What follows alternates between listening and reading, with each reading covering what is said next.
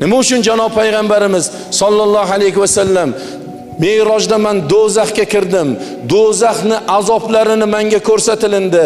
Do'zaxda azoblanayotgan insonlarning eng ko'plari ayollar ekanligini ko'rdim deganlar.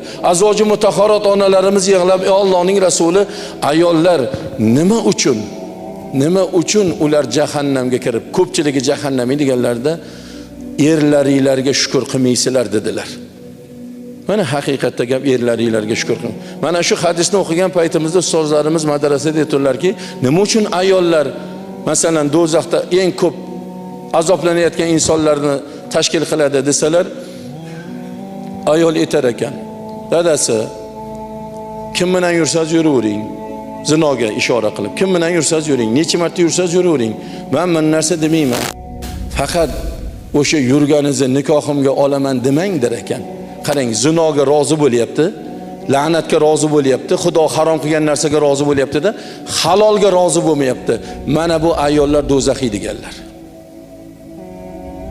Balki oranglarda shu gapni aytib qo'yganlari bordir sizlarga.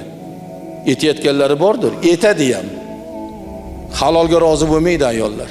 Haromga bo'lsa bemalol yuravering deyapti.